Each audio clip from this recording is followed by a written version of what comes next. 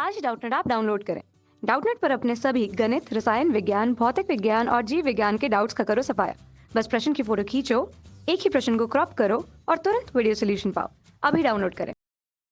Hello दोस्तों, question दिया हुआ प्रतिबल, विकृत तथा प्रत्यास्थ गुणांक के पदों को समझाना है। ठीक है, सबसे पहले हम बात करते हैं प्रतिबल। प्रतिबल क्या होता है? प्रतिबल कहलाता है यह बल और क्षेत्रफल का अनुपात होता है। यह कौन सा बल होता है? यह कहलाता है प्रत्यानयन बल। तो हम क्या लिखेंगे? प्रत्यानयन बल और क्षेत्रफल के अनुपात को प्रतिबल कहते हैं। प्रत्यानयन बल और क्या होता है? क्षेत्रफल। क्या होता है? प्रत्यानयन बल और क्षेत्रफल के अनुपात को हम क्या कहते हैं? के अनुपात को हम प्रतिबल कहते हैं। ठीक है, जो अगर प्रतिबल का हम देखें, प्रतिबल को अगर सिग्मा से लिखते हैं तो प्रत्यानयन बल F और क्षेत्रफल को A से लिखते हैं, तो इसका फार्मूला क्या होता है? Sigma equals to F by A. यहाँ F क्या होता है? न्यूटन, और क्षेत्रफल को हम लिखते हैं मीटर स्क्वायर से। ठीक है, तो यह होता है प्रतिबल का फार्मूला। अच्छा, अब हम बात करते हैं प्रत्यानयन बल क्या होता है। ठीक है, इसके लिए हम एक डायग्राम बनाते हैं और डायग्राम से समझते हैं।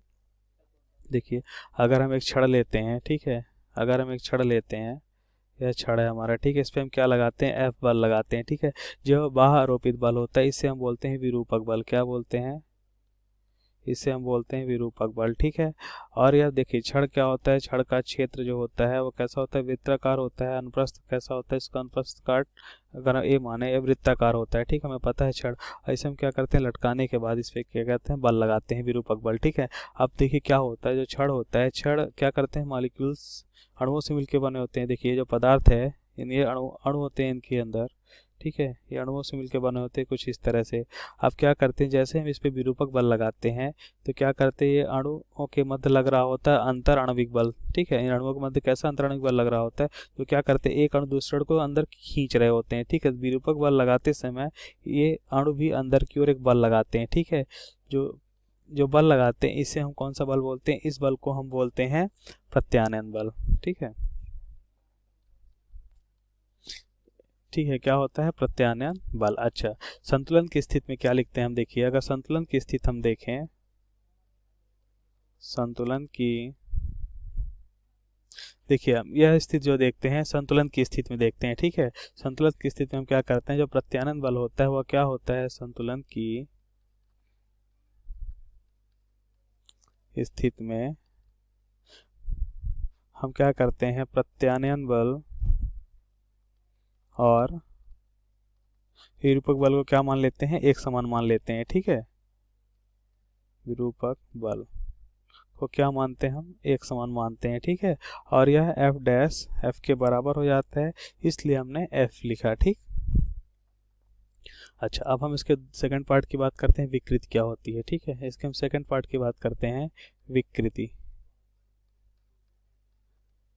ठीक है, तो विकृति क्या होती है? विकृत कहलाती है, अगर विकृत को देखें हम तो हम लिख सकते हैं कि यह होता है लंबाई में परिवर्तन और प्रारंभिक लंबाई के अनुपात को विकृत कहते हैं। क्या लिखेंगे?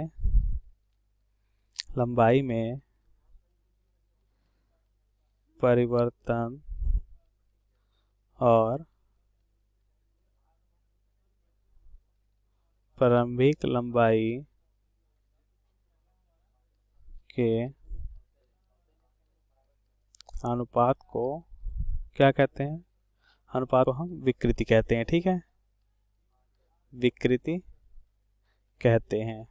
ठीक, अच्छा, तो हम विकृत का फार्मूला लिखेंगे। हम विकृत को लिखते हैं एप्सिलॉन से, तो विकृत को हम लिख सकते हैं लंबाई में परिवर्तन डेल एल अपान प्रारंभिक लंबाई। ठीक है, यह होता है विकृत का फार्मूला। ठीक है, अब हम बात करते हैं इसके मात्रक की, तो इसका मात्रक क्या होता है? यह इसका कोई मात्रक नहीं होता है, विमाहीन होता है। ठीक है, क्योंकि अगर इसका मात्रक मीटर और मीटर क्या होते हैं? कैंसिल हो जाते हैं, अतः यह विमाहीन राशि होती है। ठीक है, यह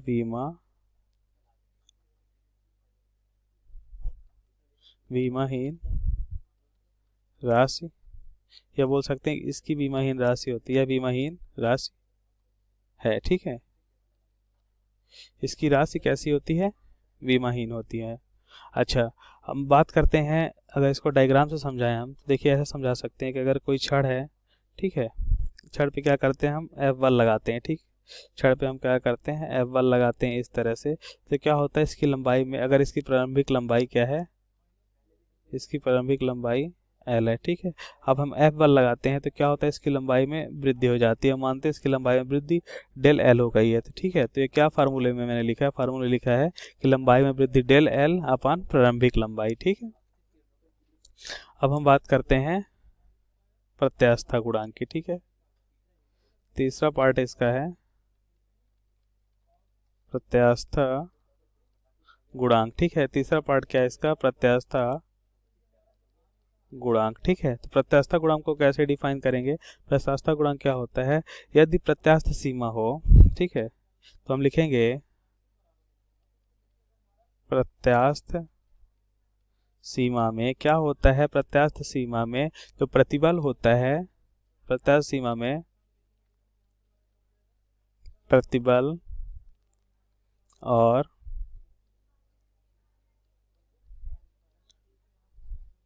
विकृति के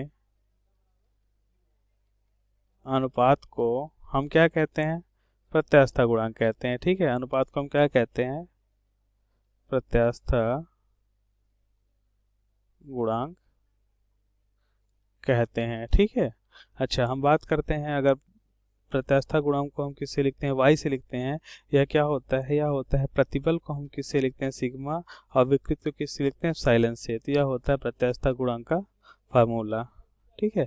और जो प्रत्यास्था गुणांक होता है किसी भी पदार्थ पदार्थ के लिए अलग अलग मान होता है, उस पदार्थ के लिए वह क्या होता है, एक नियतांक होता है, ठीक। और इसका मात्रक की अगर हम बात करें तो इसका मात्रक होता है, देखिए मैंने प्रतिबल का मात्रक देखा क्या होता है, न्यूटन प्रति मीटर स्क्वायर, इसका कोई मात्रक नहीं होता था। देख सकते हैं कि यंग प्रत्यास्था गुणांक गामा का मात्रक क्या होगा, या वाई का मात्रक क्या होगा, न्यूटन प्रति मीटर स्क्वायर होगा। Thank you. कक्षा 6 से 12वीं से लेकर नीट, IIT, JEE वो एडवांस के लेवल तक 1 करोड़ से ज्यादा छात्रों का भरोसा। आज ही डाउनलोड करें डाउटनेट ऐप या व्हाट्सएप करें अपने सारे डाउट्स 8400 400 400 पर।